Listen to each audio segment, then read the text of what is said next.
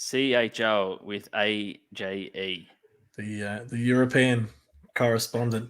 All my mates at the Sharks that listen to me in the change rooms will be rolling their eyes. That they're trying to convince me no one cares.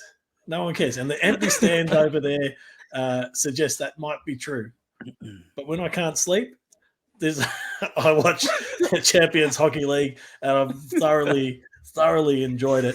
The round of 16 was actually gave some some outstanding hockey. So what if you get on the website and check out the highlights, you're going to see some absolute cracking goals, but also playing a home and away leg and scoring over aggregate just throws up some different dynamics in the competition that we don't see as fans of the NHL, for instance.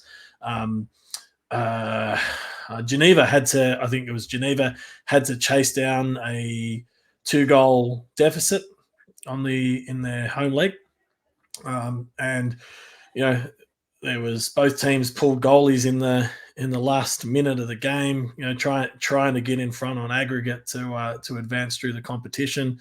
We had a Finnish team go 3-0 down via forfeit and have to come back and fail. So Vitkovic went through, having won by default, which they needed a lucky break after the gastro outbreak. So that was good. And the big upset was Adler Mannheim, the German team. A couple of days after saying they were going to win the whole thing, got unceremoniously bundled out by the lowest ranked team in the round of 16. So it does throw up a couple of interesting results, and I think we're a little bit off. We're a little bit off the semis. It's I'll have to double check the schedule there, but I might have to take some annual leave because I was struggling. I was teaching a class about trauma debriefing the other day, and I was pretty weary, and didn't have the heart to tell them that it was because I was up all night watching European hockey. Might be the only person in Australia who bothered to do it. Well, we do know that Sean, who's in the chat, is a big German hockey fan. There you go. And they do. That was proven last weekend. Well, midweek, sorry.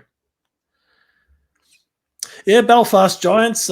Peter Cech, former Chelsea goalkeeper, called up from Darcy Flanagan's Oxford Stars into the big show, and had his first minutes in the EIHL the other day. So there's lots of interesting little stories there. And just the other thing is with the CHL, there is a massive rabbit hole of the hockey pyramid structure to go through. So if you want to see some really obscure franchises and nicknames and jerseys and barns that they play out of, etc., it's a good thing. It's not a good thing, actually. It's a waste of your time.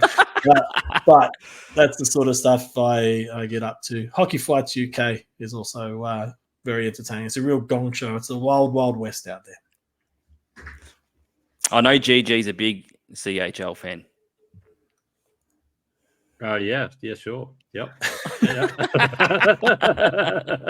The last time I followed the CHL was back when Nylander was playing for Modo.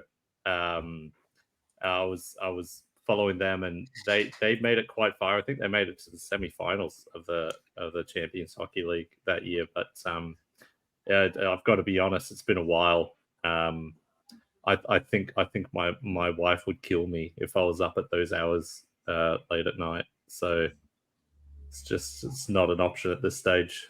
It's a dangerous game to play. Yeah. Yeah, and Red Bull have got their tentacles into there as well. That's the other thing.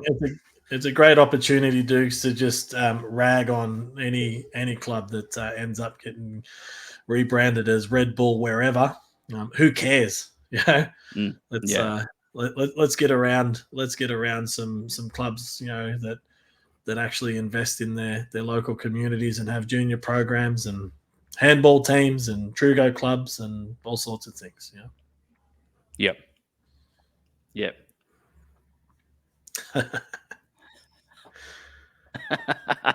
I reckon Red Bull Canberra coming soon. Red Bull Footscray Trugo Club is probably the first on the agenda. Yeah, I reckon so, mate.